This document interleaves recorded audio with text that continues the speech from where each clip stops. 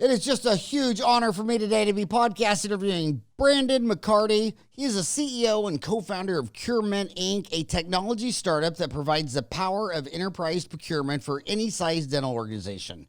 CureMint is the first and only all-in-one marketplace and spend management software designed specifically for the unique needs of dental practices. With CureMint software, dental practices enjoy their own organizational Amazon, where only predetermined products are offered, controlling when those products can be purchased and by whom, while gathering meaningful data on spending habits to empower better business decisions.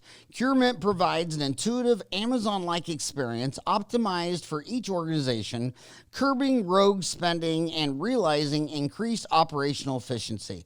Using CureMint is very simple. Sign up, simply identify the number of practices you have, enter each physical address, then send an email invite to your staff. Boom, you're ready to go. Pay month to month, no commitments, no startup costs. So CureMint's cloud-based system gives everyone in your organization access to the right vendors anytime, anywhere, and from any device. Relish the time saved through the removal of inefficient paper and email processes. Turn your purchasing and sourcing processes to an organizational advantage. Save, source from multiple suppliers seamlessly through CureMarket, unlocking thousands in contracted savings and perks. Gain real-time control on office budgets and stop rogue spending.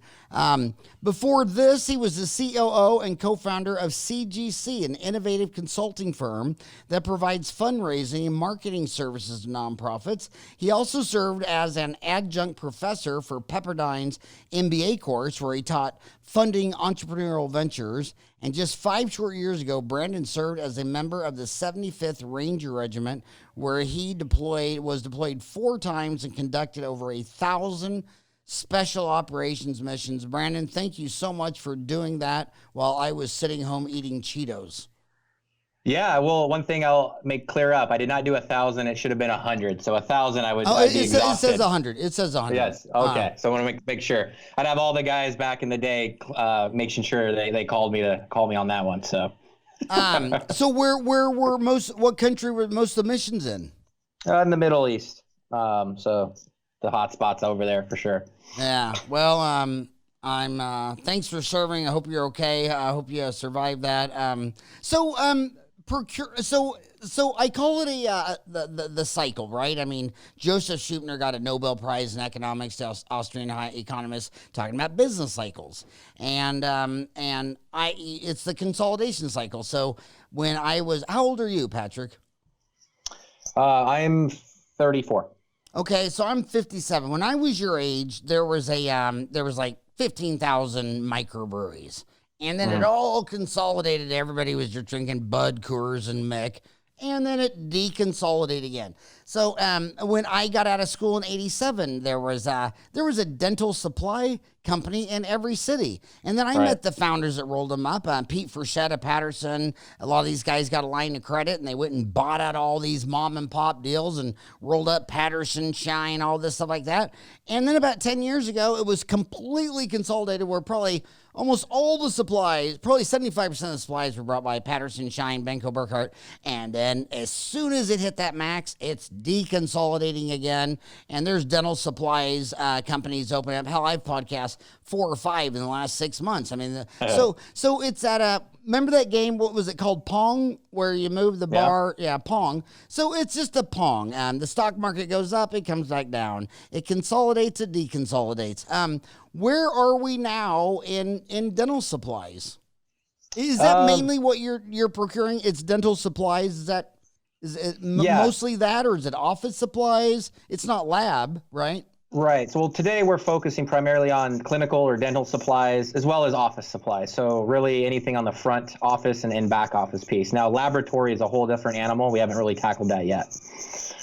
But to answer your question on the... Well, by the way, if you do ever decide to tackle that, I know a special ops guy that's done 100 missions to tackle it for you.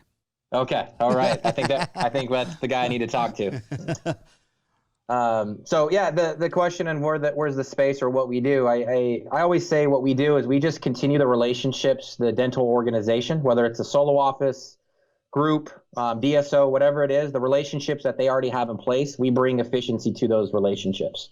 And it starts with buying things. So it's online. It starts with making sure whatever the relationship, the contract in place is being fulfilled. Then we're talking about spend management, data, making sure the right things being purchased at the right time every time. That's really what CureMint does. So where does this come from? When you were in the military, were you in supply chain management, or was that it? No, I did not. I did not wake up saying I want to tackle the dental procurement problem. That was never a thing of mine. The actual problem happened. I was in school, so I was getting my executive MBA at Pepperdine University, and in my class there was a classmate. His name was Fawad, and he was actually like employee number 4 of Implant Direct back in the early 2000s, and he had been a part of that, working with the ability to sell directly to the dental office. So we met in business school in 2015, and he was just telling me that at his company, which was a part of Danaher at the time, that there's a really big problem in the supply chain, primarily around group practices, the ability for them to buy things from multiple vendors, enforce the contracts, make sure that it's really easy for all their practices to buy things, have data, pay for invoices. All of that stuff was just really chaotic, a lot of waste and money being done, and the organizations were asking the suppliers to solve the problem, and they're suppliers, right? They're not technology companies. And so there was this opportunity, and that's where we uncovered it.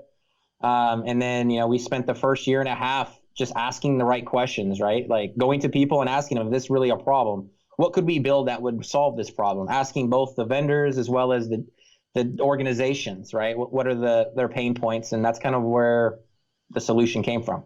And by the way, why did you use the IO? It's your website is CureMint.io, and IO on the domain name is it's the British Indian Ocean Territory. I noticed you see it a lot in high tech companies. Why did you pick that?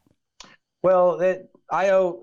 Yes, technically it is the Indian Ocean type of thing, but really we look for it as input outputs. It's a technical term about everything in computers is an input of an action and then an output of a result. And really that's what the IO means, and that's why you see a lot of technology companies with that. And so how long has it been out? So CureMint was founded in July of 2017, and we released our first product to market in October of last year. So we've been on the market for about 13 months. So you've had a 1-year journey around the sun. How was your first journey around the sun with CureMint?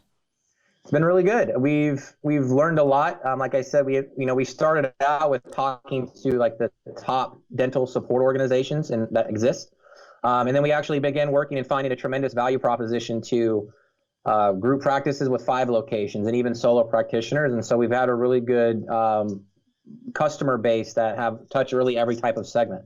And we've learned a lot about what are the things that they care about, and stripping away complexity and a lot of features that no one cares about, and just providing them what they need. So what have you learned? I love these podcasts because, dentistry's fragmented. Most of them are solo practitioners. They're driving to work right now. They totally know their personal framework, but they don't get to see dentistry at 30,000 feet. You've been looking at the dental supply business from 30,000 feet for a long time. What do you see in that you don't think the individual sees down in their office? I don't think they realize how much, I call it fat, or waste occurs in that part of their business. Everybody's so focused on the revenue side of things, which makes sense.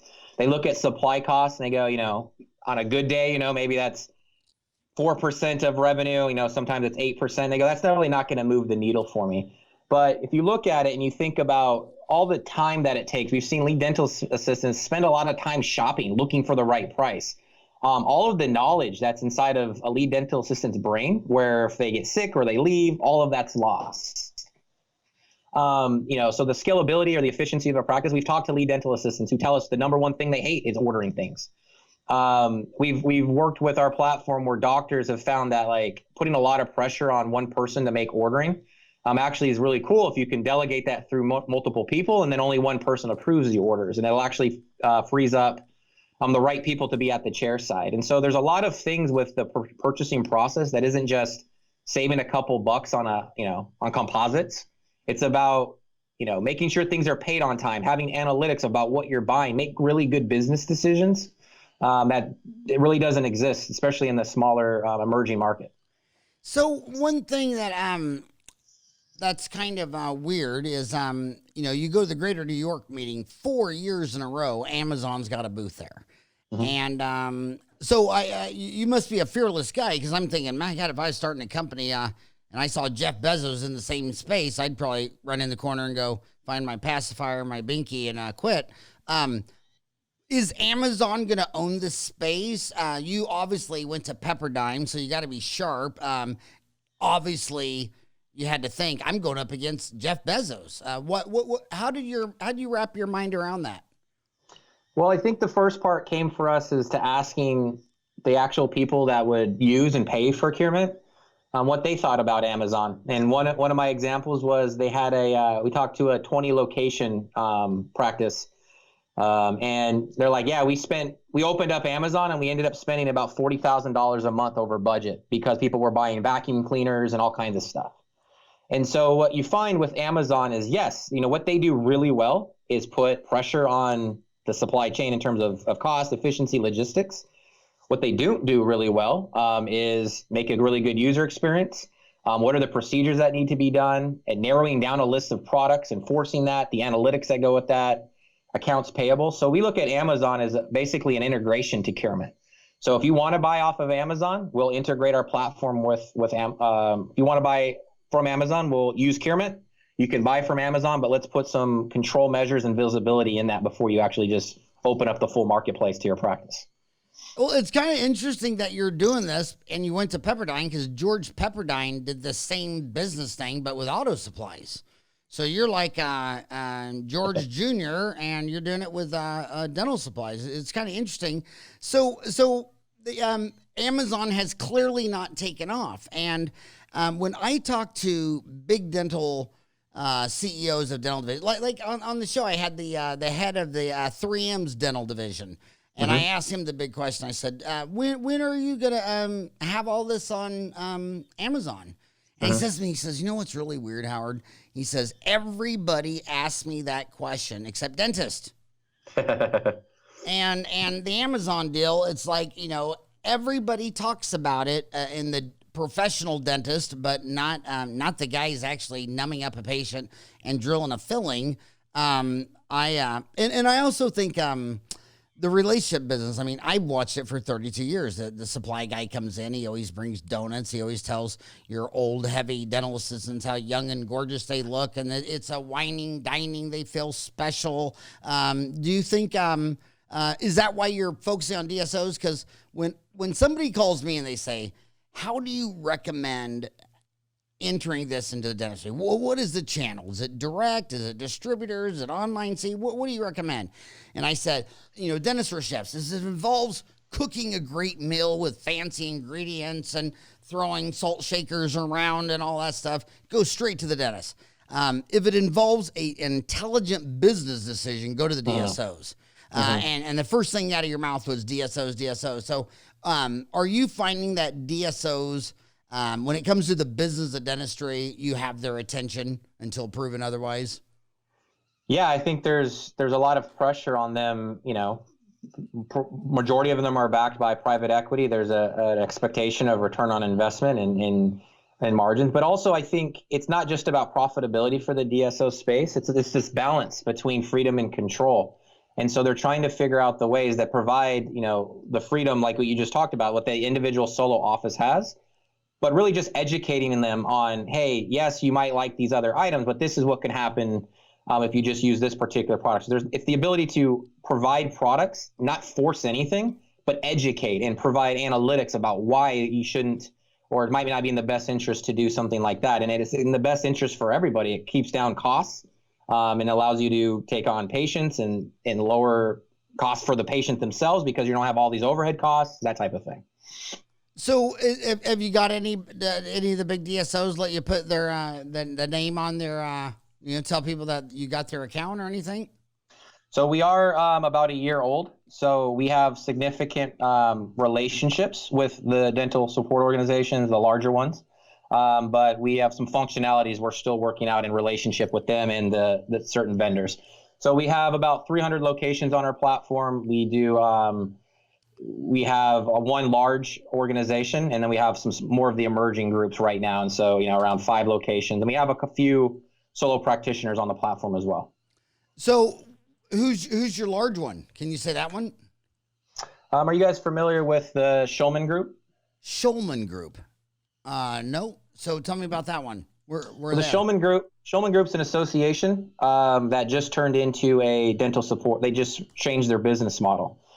So there were 120 entities or organizations inside of that were all members of part of the Schulman Group. And how are you spelling Schulman Group? SCHULMAN. SCHUL1LMAN. The Schulman Group, and it's dentistry. Orthodontics. Oh, orthodontics. Okay. So tell me your journey with them. Yeah, so it was around my relationship started through our consulting workshops, getting to know some of the larger ADSO pieces. So Chris Farran was an executive director for the ADSO, and then he ended up getting hired to run the Schulman Group as they changed into a DSO model.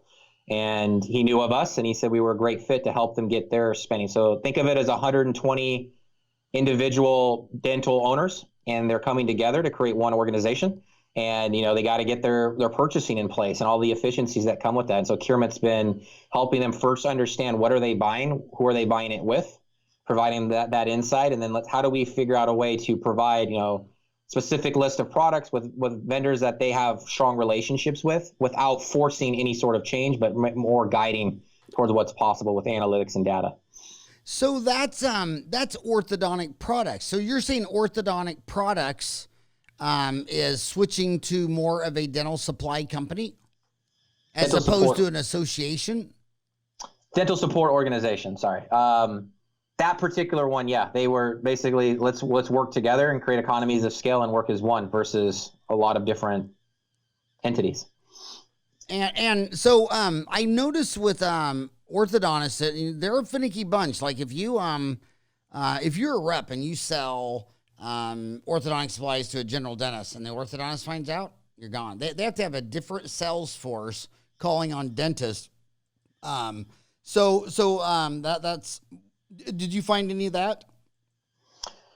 I found that the marketplace of what we had to build for them is unique because there's a lot of products with different variances, right? So there's the upper left, the upper right. And so the ability to centralize all of the things that they buy in one login, no matter who the vendor is and all of the workflows that go with that was a unique challenge. For stronger that now we can do that. We go to regular dentistry. That's really easy for us. And so it was a little bit more complexity than at a general dentist piece, but it worked out good for us and established some really strong relationships. Yeah, it is very relationship driven. So there's a lot of technology on this. So kind of give a verbal demo. I mean, talk. Yeah. They're driving their car. What exactly is CureMint? So we break up e-commerce. Think of it as different modules or buckets of functionality. So the foundation of the whole platform is e-commerce. So the ability to buy things. And so what we do is we shift the idea where you have to learn how to buy things from all your different vendors. And what we do is we establish one way to buy things and all the vendors come to you. So that allows you to have one user experience anytime you buy a thing, one login for any vendor. That's the first foundation part of CureMint. You could have 5 different vendors in there, multiple manufacturers, and there's one e-commerce system. So that's the foundational piece. Then we have a module or a bucket called spend management. And really what that says is, hey, what's the budget for my practice or multiple practices? Maybe it's based off of my revenue, and I have this general guideline of what I want to buy. So let's put a budget out there, make it visible. Let's maybe add approval workflows. So if things are over budget or if I want to delegate purchasing to other people, I can do that. So that's our spend management piece. And then then we go into data analytics, which is our third bucket. So what are we buying? What's our historical data? Where have we purchased? What SKUs are we buying? And then we go into predictive data. So what will I probably be buying in the next 30 days based off of my patients that are coming in? And then obviously having data analytics around like the amount of money I'm spending on products, is that good? What's the industry base benchmark for this? So that's the third module. We also have what we're working on, we're not quite there yet, is inventory management. So what is at my practice at any given time, and what should I be buying is another module here. Then we get into accounts payable. So a lot of solo practitioners, maybe they buy via credit card, right? Or they buy something, they swipe the card or have their card entered in. But we have something we call like a net 30 agreement. So you pay for everything at the end of the month. How do you manage that? How do you see the invoicing? How do you confirm that what you ordered you actually received? Back orders, all that type of stuff is all done inside of our platform. So one-stop shop e-commerce or e-procurement. Well, it's kind of funny. Everybody loves transparency for everybody but themselves. You know what I mean? I raised 4 boys. The only time they all went in one room and shut the door, you don't have to have an IQ room or warmer than the North Pole to know, hey, why do they all go in one room, shut the door? Pricing, it's just not transparent. Like right now, under dental supplies on Dental Town, he posts under Practice Management Administration. He says, what % discount is everyone getting off of the catalog prices retail for dental supplies from Shine, Patterson, Benco? It's just weird. Why? So they have a catalog price, and I'm the only one that doesn't do it in the media business. So in the dental magazine business, here's your fees. And everybody wants to wheel and deal. I'm like, go play with all the others. Here's the ad. If you don't want to add, go. And right. I just, and also part of it's America. When you go to a lot of countries, half the fun of shopping is bartering, and they just love it, trying to get the price down. If you walked into any mall in Chandler, where you were born or grew up, Chandler, Arizona, you were born in Chandler, Arizona, just grew up there. Grew up there. Could you imagine going to the mall in Chandler? I grew up there. Could you imagine going to the mall in Chandler, Arizona, and wanting to barter down what you're buying? And so why are prices not transparent? Why does a doctor have to ask on Dental Town what % everyone is getting off of the catalog price? It's a great question. I think, that would be something I'd ask the vendors. Why do they do that? I think a lot of it has to do with, I know we deal with a lot of things like points, right? I buy 10 things and I get one free. And does this happen to my points? And I think it's this idea, the hunt of a deal. I think that's where a lot of it comes from. But that to me is just a waste of time and energy. And it's a lot of cost for the vendors to manage something like that. Is a lot of cost. And so why don't you just get the best deal every single time? And let's make sure that we're buying a certain volume that they can expect. And let's cut out all the fat of the marketing and just create efficiencies. So we just get what we need and stuff like that. So the answer to why I think it's just behavior. People like the idea of, they feel like they're getting a deal. But you're right. That's one of the things CureMint does really well, is every customer has their own price, and our platform handles that. And whatever it is, your price that you've negotiated, our platform manages that, and that's what people do. So that's part of the thing here. And I think it's a lot of inefficiencies and waste in management. So, I think part of it also in dentistry is, when you're in college, I remember one time the sickest feeling I ever got in my life, it was after a chemistry test. I knew I flunked it. And then when they put the answer up, there's 40 questions. I missed 9. But then after the curve, that was an A. So they're always wondering how they are in relationship to the other 100 guys in their class. So a lot of it, they don't want to feel taken advantage of. What is, and then some of the hurt feelings are like, okay, I've been buying from you for 20 years, but a DSO comes in town with 5 locations, and he gets the big deal. Yeah. And so it's like, okay, dental supplies is maybe 12. I think Stan Bergman is the one who told me on this podcast that 18% of his supplies goes to DSOs, and I've had other data points at 12% of offices or DSOs. But man, it's like they get all the good deals. Hell, they're not even 20% of the market. So here's the 80 percentile working boys like me, and they're like, we're chopped meat. So how do you wrap your mind around that? No, I think that's a good point, and it's some of the things that we've dealt with. It's the way that the practice is ran, right? So when we go with a typical solo practitioner, or, a couple locations, they might have 17 vendors that they buy from, right? And they might buy this one thing over here because they love it, right? And they might buy this other thing over here because they love it. And there's no, and they're shopping around and they're doing all of these things. You go with the DSO, the way that they work is they say, here's 107 products. This is what we're going to buy. If you want to buy off it, that's fine. But we can guarantee a volume on these specific products. And so now the vendor knows that they're getting this particular type of volume. And then there's also efficiencies about being paid on time, accounts payable. And there's all these other things that decrease costs for the vendor. And so that's why they can decrease the margin. So, and I think that's one of the things that CureMint tries to do is let's bring this procurement efficiency that the enterprise level organizations get. Let's bring it to a solo practitioner so they can begin to run their supply chain just like the DSOs do. So what's your prediction on Amazon? You think they're gonna focus more on big B2C markets, or do you think down the road they're gonna get better at these little B2B markets like dentistry? I think Amazon has a lot of pokers in the fire. That's not just around the marketplace component of their company. I feel as if the B2B play for them on this piece, I still think there's going to always be a play for education. It's more than just products. I feel like we've come across where it's about education and relationships in this, about what to use and questions that they have. Because at the end of the day, you are buying medical products, right? And there's things here that you have to know what you're doing and questions. And be honest, the average buyer in a dental practice isn't the most, sophisticated buyer where all they do is buy things, right? They spend time with patients. And so to just unleash Amazon where you can buy anything you want, I think there's a risk. And that's why a lot hasn't adapted. So I don't see that really ever fully happening. Maybe the disposables and stuff like that, but a lot of the market will always be being sold from experts where questions and niche focus can be. So what percent of dentists, there's a thread on Dental Town.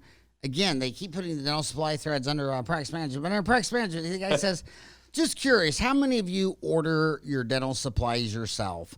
And Rose Tinderloop says, or Tommy says, I negotiate my own orders. Next guy says, I order myself. Quick when using recent products page and easy to stay on budget. Next guy, Laura, I order all my own supplies too. I make a very detailed spreadsheet if it doesn't take too long.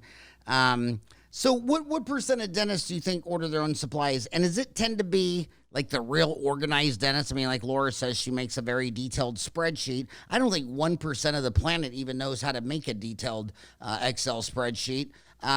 So what are you seeing in the field? What percent of the dentists are like Laura making a detailed Excel spreadsheet? And what percent of them are just not that organized, and the rep comes in with donuts and the assistant orders everything they're out of? I think it's probably about 30 to 40% have some sort of spreadsheet of the things that they often buy. Really? 30 to 40%? Damn. When we went through maybe it's the type of customers that come to CureMint, right? That's probably skewed a little bit, right? People who are attracted to what CureMint does probably are a little bit more organized to that. But we've seen quite a bit where they actually have a list. And what we do is we make that an e-commerce system for them now, and they don't have to manage it on spreadsheets anymore. So you make an e-commerce website for them. So you have the software, so you just go in and populate it. And you should go to Dental Town and do a search for dental supplies. I mean, there's a gazillion threads talking about this, which has always confused me because I always thought, man, your labor's 25%, your lab bill's 10%. I don't care what my electric bill is. I mean, when it seems like when a lot of dentists are talking to me about supplies, I would say, "What's your labor costs?" And then he'll give me a number, and I'll say, "Does that include FICA matching and health insurance?" And they don't know the numbers, but I don't know. What do you think is the cost of dental supplies?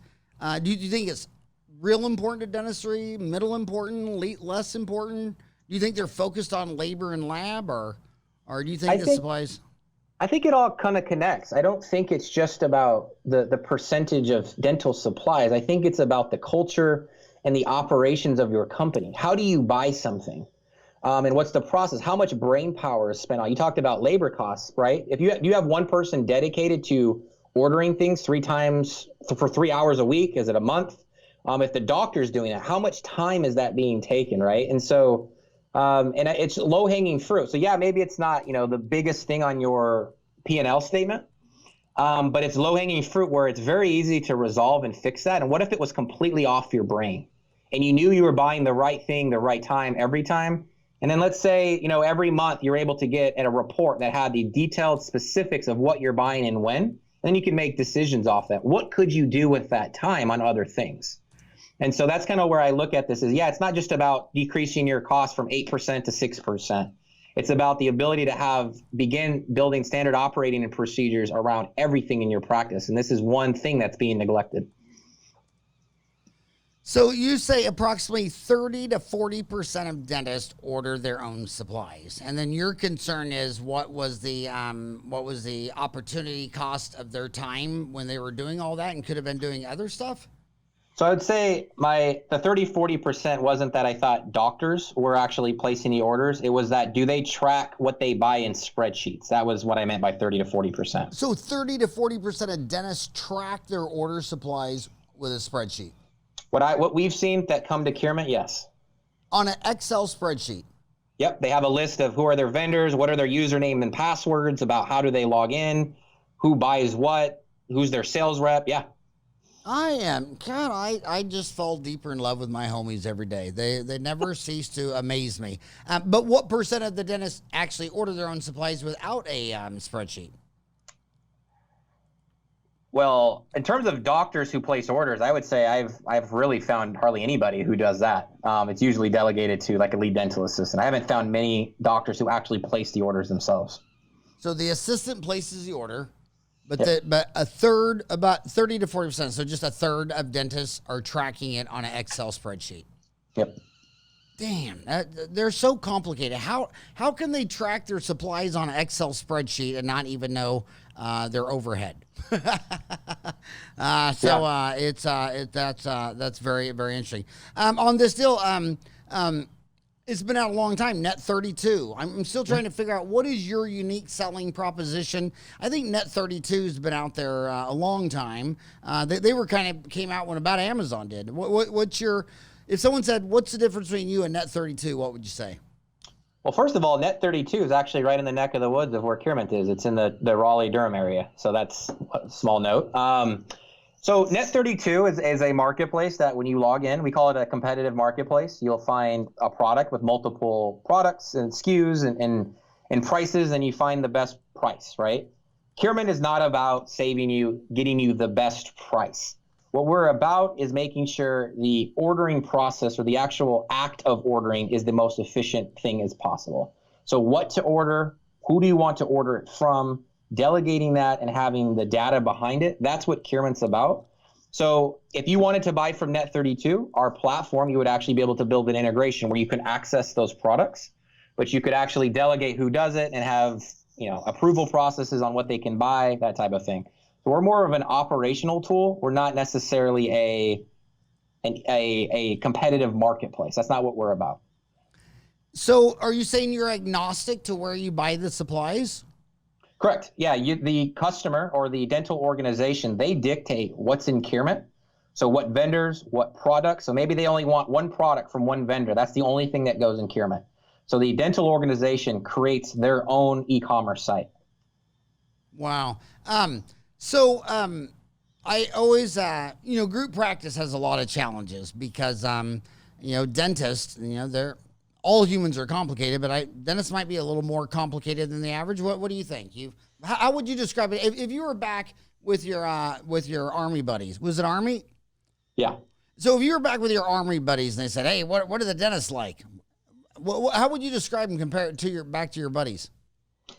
I think doctors have a lot on their plate. I think the mind switch from taking care of patients and that the care part, and then switching to business and operations and math and finance and negotiating, and then the HR and dealing with people and the feelings there, and then going back to being clinical. I think that swap back and forth is very rare. Not many people do that. That's why you see the separation of operations. So I always admire doctors and that their ability to do those types of things.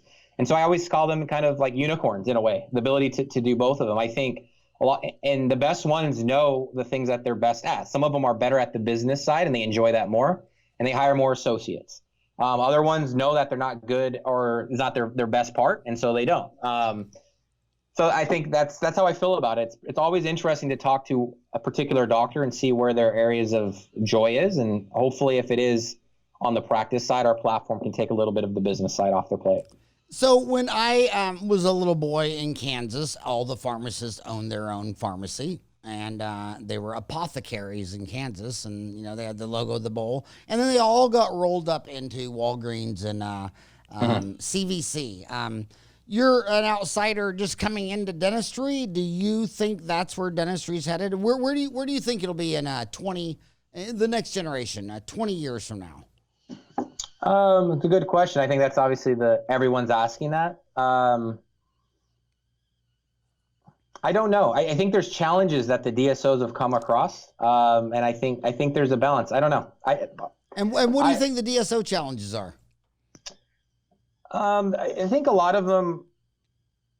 It's the balance between the freedom and control part, right? Like you're a business, you're trying to decrease costs, increase revenues, and then there's a person side to this, and there's the healthcare side, and so that balance is challenging. And in a way that's good, but I think that some of the things they're going through, and obviously there's a really big pressure on growth, and a lot of them have grown so fast that it's hard to find the right doctors, right? It's about the growth of the industry and how many practices there are. And so how do you find the right doctor that wants to work in the middle of Kansas? And so I think that's a lot of the challenges that the DSOs have found is like, how do I get the right talent and doctors in these locations? Yeah, I just lectured at the there's about 100 DSO guys in Scottsdale, and I've been lecturing those guys forever. They always tell me their biggest challenge is finding a dentist. I mean, their average dentist, they usually only work a year. My gosh, when you get these DSOs that have 500 to 1,000 locations on any given day, 10% of their offices are down. They don't even have a dentist in there. And then group practices causes a lot of it, because I've seen this. I think this is the natural order thing. When you have a family, you have dad, mom, the family. When you have group practice, because all the DSOs want group practice because they don't want to have all their eggs in your basket or Howard's basket, and they want to cover more hours. Well, then half the staff thinks this doctor is the good one, and the other half think this one.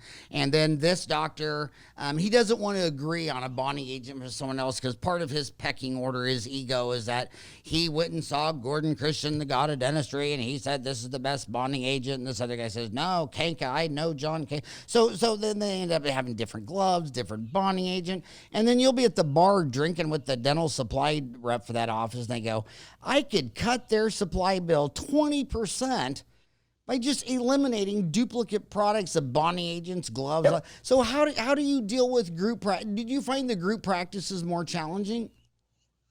When you say group, we're talking about like the dental support organizations? No, just two or more doctors in the same room. Yeah, because some people have a DDS, which means a doctor of dental surgery. You don't know shit about nothing else. And then some of these doctors have the DOE degree, doctor of everything. And, they're not going to negotiate their bonding agent, their gloves, their price. They always know what's best. And so how do you approach that challenge? Data. We just look through it. And the first thing is like, do you know what you spend? Do you know what you buy? Do you know from who, right? And the first thing is, do you care? So the way I approach it is, first of all, do you care? And then you look like, hey, if you could save $5,000-$10,000, what could you do with that? So that's the first part. So do you care? Then the second part is like, hey, just get visibility and data on that piece, and then and I think when you see the information, when you go, yeah, there are 4 products that are duplicates, and you can make that visible to them in a very simple and understanding way, I think common sense comes apart, and they go, all right, do I really need to do this? So I think it's first about bringing visibility to it. And I think that's a really big problem in the space is there isn't visibility. People are the ones that are using spreadsheets. You should look at the spreadsheets. You wouldn't want to look at those either, right? And those are the ones that actually have the data to that. And so I think it's about data and visibility. Once you see where your money's going at that granular level, it becomes pretty encouraging to change it. So do you have any data you can share? Like, what are the top 5 or 10 categories for supplies of where's the most money? I mean, should they? I don't know where they're spending the most money. So should they be focused on gloves or birds or impression material? Where do you think's the low hanging fruit of where the most waste is? I think the most waste, it's obviously off to the bigger sized products. I don't think disposables or anything like that is the biggest thing. I think it's more about the bigger, higher price items. And like the things that they are high quality versus not or lower quality, or however you want to phrase it. I think that's where a lot of the changes in prices. But in terms of categories and where's to save money, I think it's just about limiting to the amount of things you buy. Instead of having 4, just have 1. And then you go to the vendor and you say, this is what I'm going to buy. This is the volume you can expect from me. And that's where the costs come from. When you have this big catalog that you're buying from, that's where your costs increase. So what are these expensive things that you say they're buying? You're saying the most fat to be trimmed in dental supplies seldom comes from disposables. It's these bigger ticket items. What are these bigger ticket items? What are you talking about? When I say bigger ticket, I'm saying not gloves, right? I'm talking about like, burrs or you're saying it is burrs. Example of non-disposable things that I've seen that's significantly more than a pack of gloves would be like burrs, endodontics type equipment, stuff like that. Yeah. So what is your biggest challenge? You've been around the sun one time, and congratulations to that. What was the most challenges for the first lap around the sun? I think it wasn't really a big challenge, but one of the things we found really, really interesting was when a customer would come to us and they would want to use CureMint, and they would say, hey, I want to get all my order history, all the things I've ever bought in the last 12 months, I want to put into CureMint so I can log into one place. And so what we do is we go out and we reach out to their vendors on their behalf, and we ask for that information. And the fact that some vendors would literally tell us, no, we are not going to give you their pricing or their product was something that was really interesting to me, where they would straight up told us, no, we're not giving the price to them. And I just thought that was an interesting dynamic that threw me through a loop where it's like, you're not going to tell or give the customer the thing that they want to know what they're paying. So that was my biggest thing. Explain that. What do you mean by that? You would put, a dentist would order on CureMint. Explain it again in detail. Yeah.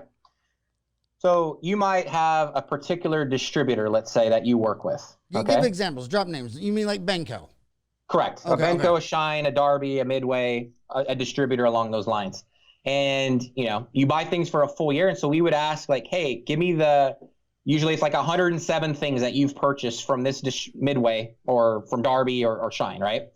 Over the last month, I want those SKUs and the price that they pay for it. I'm going to put it in CureMint so that they can log into one place for all of their vendors and order things.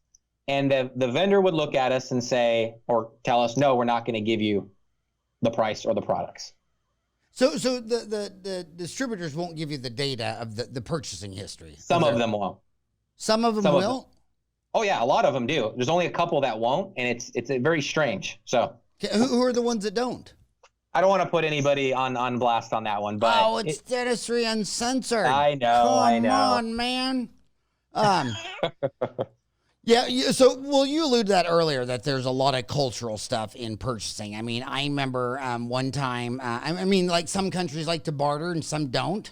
Some think bartering's insultory. I remember one time I walked in this place and for some reason I thought I need this. They wanted me to go on debate this guy on water fluoridation, and I saw this suit place and I thought, I'm going to go look at this. I need a suit because I don't have suits. And the guy looked at me, he asked me a couple of questions, and then he stopped and made me a drink. And I said, where's the only place I've seen this? In Vegas.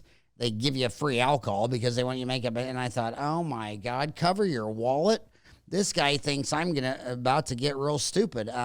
So back to the employee turnover. So when I talk to dentists, specifics, why did you quit? And, that DSO, and by the way, the employee turnover is the same in DSOs as it is private practice. You're dealing with a dentist. They didn't go to 8 years of college to be your little boy and show up at 8 o'clock and all that stuff.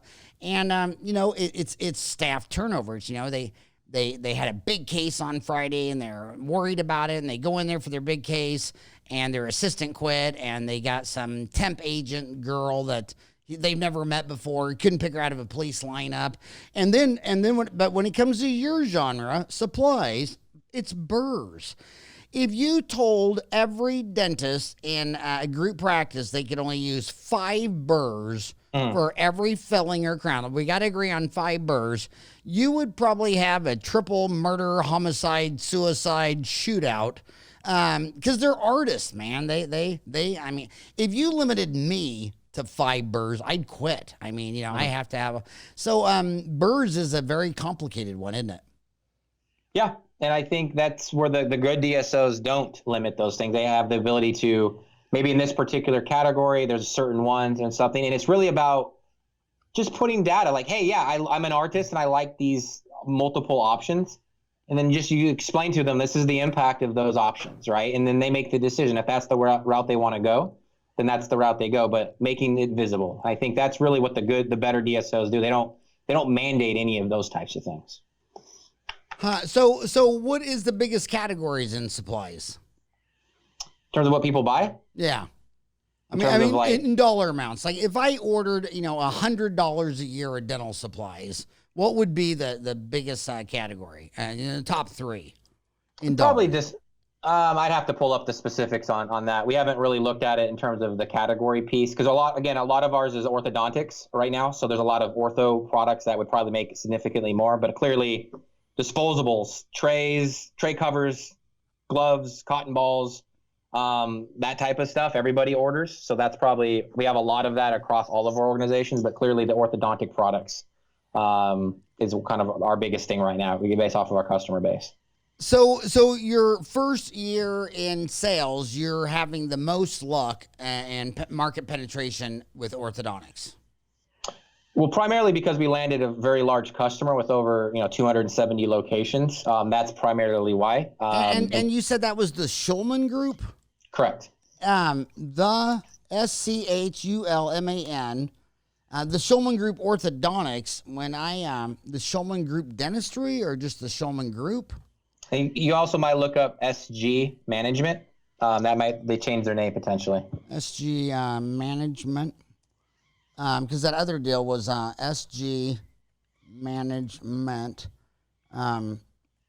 So is that why you have a location out there? And I notice on your locations that you have, you're out there in Durham, North Carolina, but you also have a deal in Los Angeles. So is that... That's where CureMint was founded, in Los Angeles. We actually moved the headquarters out here in May, so we're no longer in LA. So why did you do that? Yeah, I just never really wanted to live in Los Angeles to start, kind of where my career took me. And so we were getting to the point where some significant growth for the company, and we wanted to build the team, and we wanted to build it somewhere else. And so we moved to the Research Triangle area. A lot of really cool talent out here in terms of engineers and computer engineers and software engineers. There's 3 really cool universities with a lot of young talent. And so we wanted to build the company out here.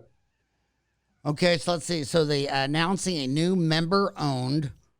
Here it is right now. Okay, so announcing a new member-owned orthodontic dental support organization, and the former Schulman Study Club has just announced that it has reformed as a DSO, formerly known as SSG Management and formerly as SG. The organization is independently owned by its members.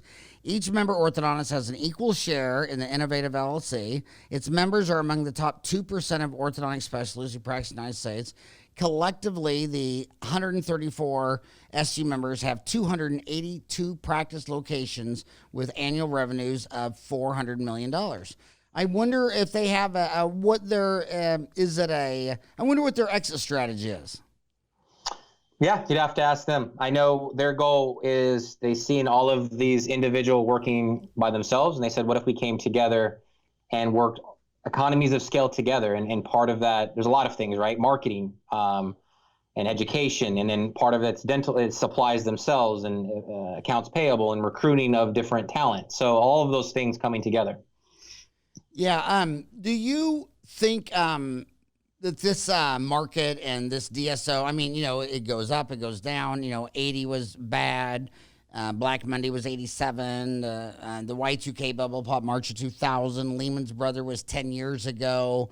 You went to Pepperdine. Do you think we're at the end of a long expansion bubble again, or do you think are you seeing this dental, and for you specifically orthodontics, that seems to be your strength key area? How does the health of this look to you? The only thing I've seen is that the space grew really fast, and I think there's talent issues and doctor issues. I think that's the biggest thing. So I do see maybe a sloth in potential growth for a little bit, but I do think there's just clear efficiencies that haven't been in the space for a while, and I think that it's making the right progress there. And taking costs out of things that don't need to be there is good for everybody, and I think it's going to continue to move that way. And I think just dental support organizations have blazed that idea, and I think it's spreading into every type of business model, whether you're a private practice or not. And so I think to continue to see that trend. Yeah, and back by my earlier feelings about the value of dental supplies, like if I was Bob Bray, who's the founder and CEO of the Shulman Group, I obviously know he probably had more attention focused on Smiles Direct Club and their IPO than the cost of his electric bill of these or supplies. Do you agree or disagree? Yeah, I'm sure they did, and that's probably why there's an idea here of how do we work together as a group to compete with all the external factors. But a part of that is everything. You don't just pick certain things to focus on. It's all about the business, and so you find all of the things, and they all add up. And so part of it is supply costs. Yeah. Or do the orthodontists have any other unique challenges? Because I'm Dental Town, but I also own Ortho Town, and this will be on the orthodontic Ortho Town. Have you learned any unique challenges that orthodontists have and facing that you've been able to help them with? I think in general, again, we're a procurement platform, so the ordering process is relatively the same in terms of any type of doctor or dentist, right? So whether it's general dentistry, orthodontics, endodontics, the way the practice gets the supplies they need to fulfill the patient needs is generally the same. And so what we've learned with the orthodontics is across some of our other customers, what we do have general practitioners with 7 locations in one location. And it's just having to buy the right thing at the right time and having data on what's going on versus seeing it 45 days later. What if I saw it right away? Interesting. So California, you love California. The California Dental Association just started with their own dental supply deal. That was a big deal. And then the state I'm in, Arizona, which is right next to it, they just they just rolled out their own. What are your thoughts on the dental associations, specifically the CDA? I would just ask people, why do they think that's happening, right? Or what's the point of that? And again, the way they're able to get these costs is taking the consolidation of people are going to buy, on average $4,000 worth of dental products per practice, and let's put it into a handful of vendors, and therefore we decrease costs. And so that concept is the same thing that DSOs are doing. It's taking this idea of 17 vendors we're buying from, and let's centralize and coordinate it down to one thing. And that's where, again, a lot of just waste and cost is affecting. So I think it makes sense. I think everybody should just narrow down what they're doing and be more narrow and specific on things. And I think that's what everyone's doing. So yeah, if you're all things to all people, you're nothing to no one. So I'm trying to go to dental supplies. What are other challenges that dentists are having with their supplies that you hear on the street? One of the things we found a lot was, everything being in one staff's head about how things work, where to buy, who to buy from, passwords, that type of thing. And one of the doctors said, if I lost my lead dental assistant, that's $60,000 that I lose. That takes me 3-4 months to get back. And so, and you look at it and you go talk to the lead dentist, that's one of the things they hate doing is the fact that everything's put on them. So what if you could build a platform that took a lot of the ordering out of there and tells them what they need to buy, or even potentially automates their orders so that there's always the things that they need and they can be more with the patient. And that's kind of where we found a lot of trouble parts here is like, let's take off ordering from them. It's not about the actual pricing of products, but the fact that I have to order things and fax in orders or phone calls or all that type of stuff. It's so true about long-term staff. But what I do is I call it the Mack truck. So you and I each have an MBA. I couldn't get into Pepperdine, so I just went to the local state ASU. And they always call it the Mack Truck Center. And they said, look, every human eventually dies. Your time does run out, and sometimes it runs out by you're ran over by a Mack truck. Yep. And when they start looking at the 40 to 60,000 bankruptcies a year in the United States, they said, a lot of these were great businesses that just ran out of cash. So do you have a line of credit, an LOC, and you just have to have that for rainy days. You never know when you're going to have a heart attack. I mean, I talked to a dentist. What did he say the other day? It was so sad.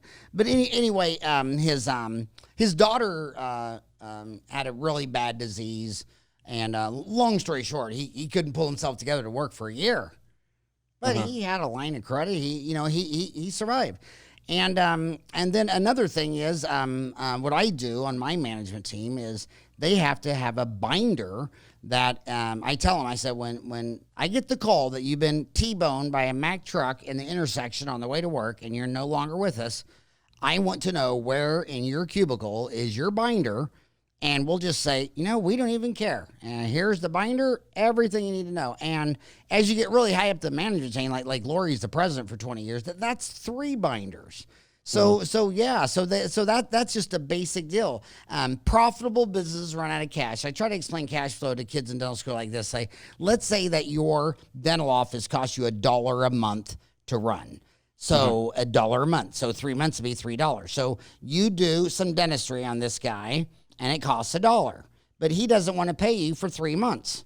Well, you got to have $3 in the bank to pay all your bills for the next 3 months until you get the $3 from this guy. So a lot of companies were profitable. Their account receivables were big. Everything was great. They just ran out of cash. And so that's why you have a line of credit for cash flow problems. These dentists use the same accountant for 30 years. They never even got a statement of cash flow. Most of them, they don't even know what it is. And they look at accounting as something for the IRS, for a third-party tax collector, not managerial economics. And then the other one, what you just talked about, is the Mack truck deal. That's why embezzling takes place so much. I mean, they just don't have protocols. They just don't have systems. Right. So what advice would you give them? I think and it's hard, right? But I think it's to start thinking about, personally, I would look at what do DSOs do well, and you can pick apart the things that you don't like about them, right? But look at the way that they run the business and the ability to create 100 locations to work in unison in some capacity operationally, and figure out what can you take from that to implement into your practice. So you talked about the cash flow, right? A lot of DSOs have net 30 or net 60 agreements.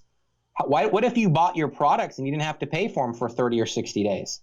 How much more? What is that, the Wells Fargo plan? Remember when they sold those, what were those checks called? What were those checks that Wells Fargo sold? The traveler's checks.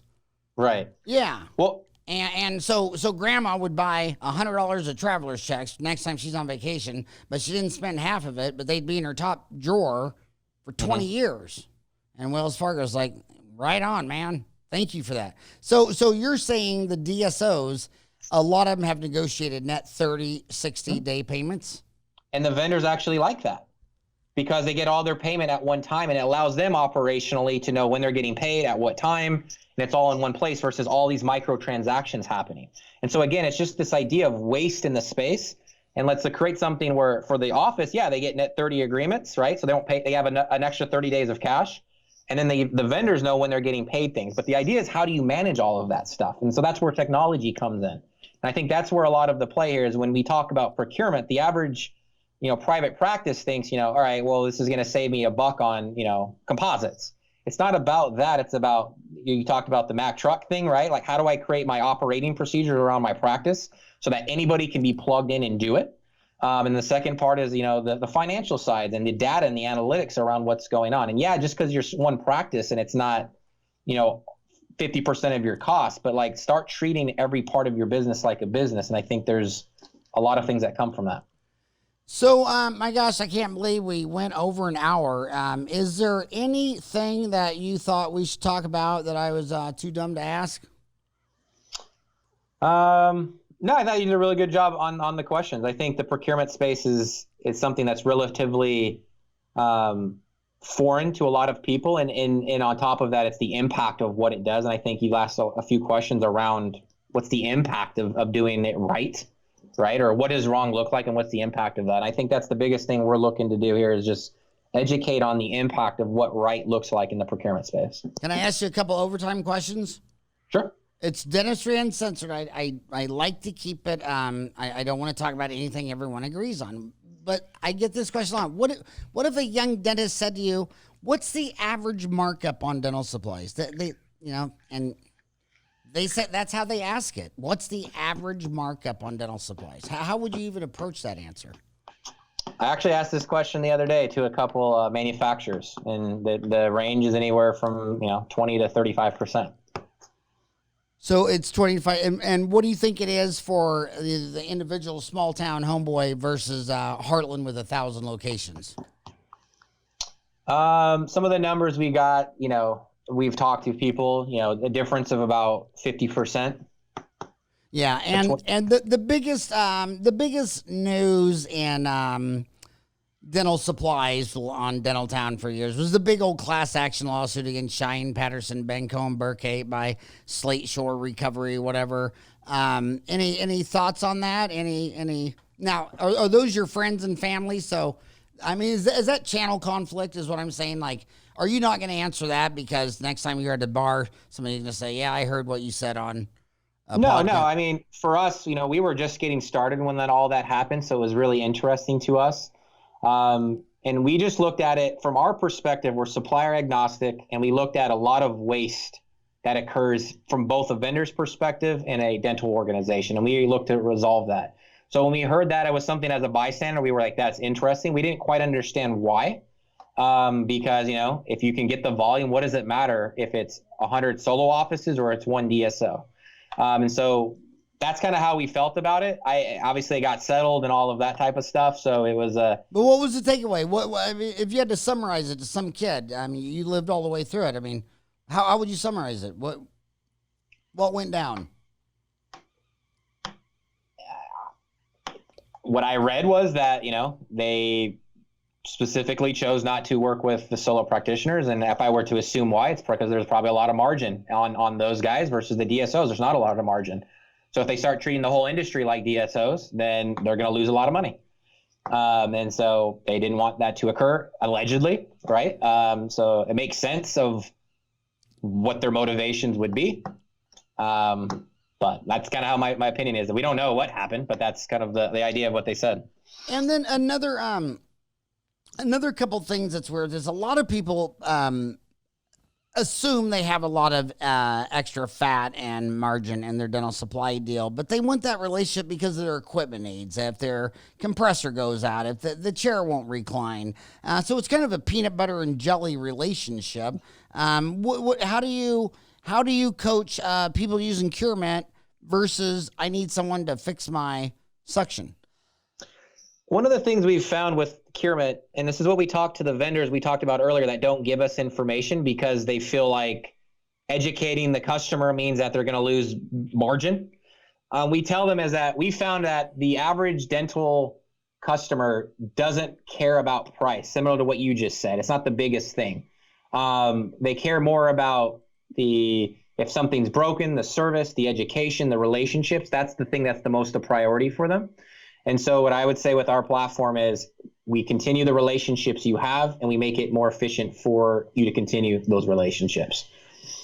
There's a thread. You got to go on Dental Town and just search dental supplies. There's a thread 4 pages long with 180 replies. How do you lower your dental supply bill?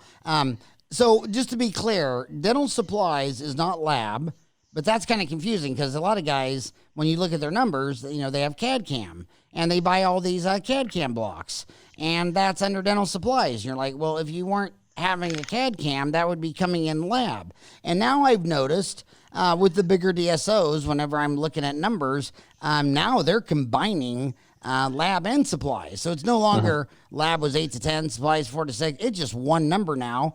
And I think that's going to be a trend because it's kind of murky. What is a supply? But then you got equipment. Do you sell any equipment? What we do in our system is we don't sell really anything. We allow you to access the stuff that are being sold to you from the vendors, and then managing what's being purchased from what vendor, and then any sort of maintenance type of thing. We actually would manage that, the financial and the procurement process of getting that done. So, yeah. Go ahead. Where would implants go? So say you got a periodontist and he thinks 500 implants a year. Is that dental supplies? Is that lab? Where do you put the $100 implants at? So that's a more of a accounting, general ledger question. I think it depends on how the practice wants to do that. I think everyone's a little bit different on that. I look at that as supply costs. I think all of that is what are the supplies it takes to serve the patient. And so lab and supply costs would all fall under one. But I do think it's important to map inside of that chart of account. And that's kind of where CureMint helps, is like, what are the actual things being purchased, or what are the categories? And even more granular, what are the actual SKUs that are being purchased, right? And like, where is that being had? And then when you have that granular information, then it empowers you to make decisions on, do I have 6 of the same thing? Do I want to buy this one thing from somebody else, right? That type of stuff. That's interesting. And then just a couple of random questions. You talked a lot about Amazon. What about eBay? You always hear, Dennis talking about eBay. Is that a deal? Is that a big deal? So we have people right now that we have a thing we call external ordering. So people order off of eBay right now, and then what they do is they send us a snapshot of the order. We put that inside of CureMint, and so they still have the analytics of what are they buying. They can track the receipt of that product all in one place. And so whether it's eBay or Amazon, it doesn't really matter what the product is. It's just, what to do. Now, the question is, how much time did you spend going to eBay versus somewhere else, right? And so the visibility of that data will be there. You could look at it later and go, hey, you bought these things off of eBay and you saved, $1 per item.